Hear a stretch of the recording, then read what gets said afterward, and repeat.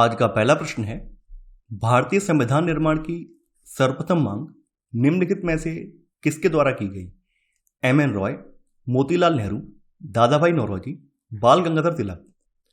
संविधान निर्माण की सर्वप्रथम मांग सन 1895 में बाल गंगाधर तिलक ने अपने स्वराज विधेयक में की थी। यानी इन्होंने अपना जो स्वराज बिल है उसमें सबसे पहली बार संविधान निर्माण की मांग की थी।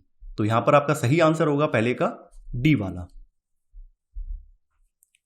दूसरा प्रश्न है आपका, 1773 का रेगुलेटिंग एक्ट के संदर्भ में निम्नलिखित कथनों पर विचार कीजिए। पूछा गया है कौन सा कथन सही है। इसमें कंपनी के कर्मचारी को निजी व्यापार करने से प्रतिबंधित कर दिया गया। इस अधिनियम द्वारा नियंत्रण परिषद की स्थापना की गई। देखिए 1773 के रेगुलेटिंग एक्ट के माध्यम से ब्रिटिश सरकार द्वारा ईस्ट इंडिया कंपनी के कार्यों को नियमित और नियंत्रित करने की दिशा में पहला प्रयास किया गया। इसके तहत बंगाल के गवर्नर को बंगाल का गवर्नर जनरल बना दिया गया। इसमें कंपनी के कर्मचारी को निजी व्यापार करने से प्रतिबंधित कर दिया गया। तो यहां पर पहला वाला कथन सही है, लेकिन सेकंड वाला कथन यहां पर गलत है। देखिए इस अधिनियम के द्वारा नहीं बल्कि 1784 का जो पिट्स इंडिया एक्ट था, तो पिट्स इंडिया एक्ट ने बोर्ड ऑफ कंट्रोल या नियंत्रण परिषद की स्थापना की थी, न कि रेगुलेटिंग एक्ट ने।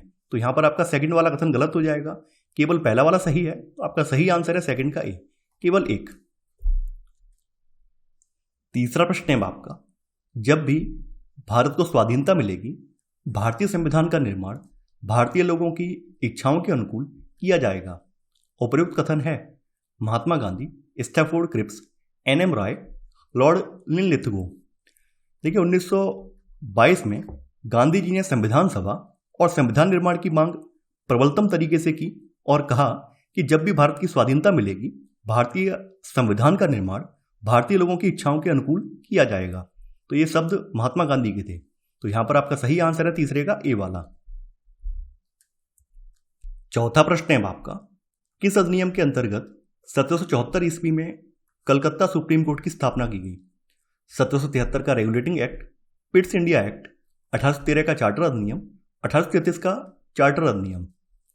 1773 के रेगुलेटिंग एक्ट के माध्यम से 1774 ईस्वी में कलकत्ता में एक सुप्रीम कोर्ट की स्थापना की गई, जिसमें एक मुख्य न्यायाधीश और 3 अन्य न्यायाधीश थे। इसके मुख्य न्यायाधीश का नाम सर एलिजा इम्पे था। ये नाम कई बार पूछा जाता है कि इसके मुख्य न्यायाधीश का नाम क्या था, सर एलिजा इम्पे। तो ये नाम आपको याद रखना है। तो यहां पर आपका सही आंसर है चौथे का ए वाला। पांचवा प्रश्न है आपका, नेहरू रिपोर्ट के संदर्भ में निम्नलिखित कथनों पर विचार कीजिए। पूछा गया है कौन सा कथन सही है। इसके अंतर्गत ब्रिटिश भारत का पहला लिखित संविधान बनाया गया।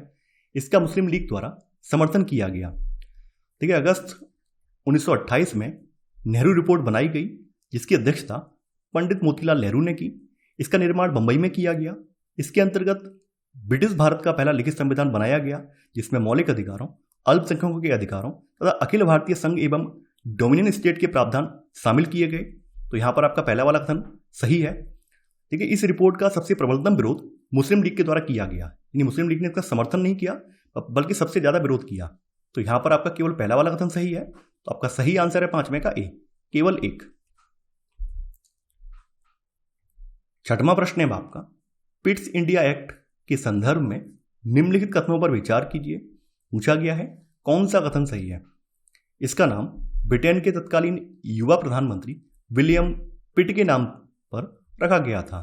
इसके तहत भारत में कंपनी के अधीन क्षेत्र को पहली बार ब्रिटिश आधिपत्य का क्षेत्र कहा गया।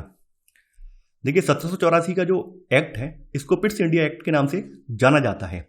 इसका नाम ब्रिटेन के तत्कालीन युवा प्रधानमंत्री विलियम पिट के नाम पर रखा गया था। तो यहां पर आपका पहला वाला कथन बिल्कुल सही है। और इसके तहत भारत में कंपनी के अधीन क्षेत्र को पहली बार ब्रिटिश आधिपत्य का क्षेत्र कहा गया। तो यहां पर आपका सेकंड वाला कथन बिल्कुल ये भी सही है। देखिए इस अधिनियम के माध्यम से ब्रिटिश सरकार का कंपनी के कार्यों और इसके प्रशासन पर पूर्ण नियंत्रण हो गया। तो यहां पर आपका एक और दो दोनों ही कथन सही है। तो आपका सही आंसर है यहां पर सी वाला, यानी एक और दो दोनों। सातवां प्रश्न है आपका, भारत में संविधान सभा के गठन का विचार पहली बार निम्नलिखित में से किसने प्रस्तुत किया? एन.एम. रॉय, मोतीलाल नेहरू, जवाहरलाल नेहरू, बाल गंगाधर तिलक। देखिए यहां पर ध्यान देना, यहां पर संविधान की बात नहीं हो रही है बल्कि संविधान सभा के गठन का विचार की बात हो रही है। ये बारीक बारीक चीजें हैं, यही आपका प्रश्न गलत करवा देती हैं। जल्दबाजी में हम लोग कई बार इन चीजों को नजरअंदाज कर देते हैं। तो यहां पर संविधान सभा के गठन का विचार है। देखिए, भारत में संविधान सभा के गठन का विचार पहली बार सन 1934 में NM रॉय ने प्रस्तुत किया था। तो यहां पर आपका सही आंसर है, यहां पर 7वें का ए वाला। 8वां प्रश्न है आपका, पिट्स इंडिया एक्ट के संदर्भ में निम्नलिखित कथनों पर विचार कीजिए। पूछा गया है कौन सा कथन सही है। इसके अंतर्गत भारत के साथ व्यापार पर कंपनी का एकाधिकार बना रहा, इसमें द्वैध शासन का भाव निहित था। देखिए, इस अधिनियम की बात करें तो इस अधिनियम के द्वारा बोर्ड ऑफ कंट्रोल की स्थापना की गई, जिसके माध्यम से ब्रिटिश सरकार भारत में कंपनी के नागरिक, सैन्य और राजस्व कार्यों पर पूर्ण नियंत्रण रखती थी।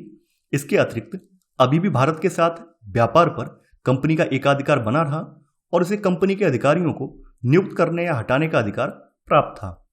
तो यहां पर आपका पहला वाला कथन ये भी सही है और आपका यहां पर सेकंड वाला कथन ये भी सही है। देखिए, इसमें द्वैध शासन का जो भाव है वो भी निहित था। तो यहां पर आपका 1 और 2 दोनों ही कथन सही है। तो आपका सही आंसर है 8वें का सी, यानी 1 और 2 दोनों।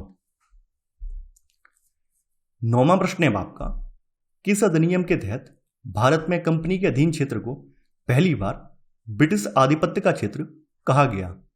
1773 का regulating act, Pitt's India act, 1813 का चार्टर अधिनियम, 1833 का चार्टर अधिनियम।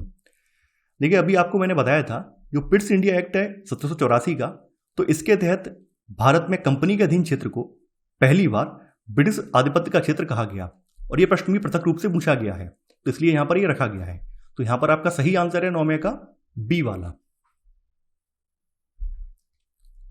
10वां प्रश्न है आपका, किस अधिनियम के तहत सभी ब्रिटिश व्यापारियों को भारत से व्यापार करने की छूट प्रदान कर दी गई। 1773 का regulating act, Pitt's India act, 1813 का चार्टर अधिनियम, 1833 का चार्टर अधिनियम। देखिए, 1813 के चार्टर अधिनियम में कंपनी का जो भारतीय व्यापार पर एकाधिकार है यह समाप्त हो गया। इसके तहत ईसाई धर्म प्रचारकों को भारत में धर्म प्रचार करने की स्वीकृति प्रदान की गई। इसमें सभी ब्रिटिश व्यापारियों को भारत से व्यापार करने की छूट प्रदान की गई और कंपनी की आय से भारतीयों को शिक्षा के लिए प्रतिवर्ष 1 लाख रुपए व्यय करने का इसमें प्रावधान भी किया गया। तो यहां पर आपका सही आंसर है 10वें का सी वाला, 1813 का चार्टर अधिनियम। तो ये था हमारा आज का वीडियो। आई होप आपको आज का वीडियो पसंद आया होगा। आप लोग इस वीडियो को लाइक और शेयर करना बिल्कुल ना भूलें। तो चलिए, आज की बस इतना ही। Thanks for watching. जय हिंद।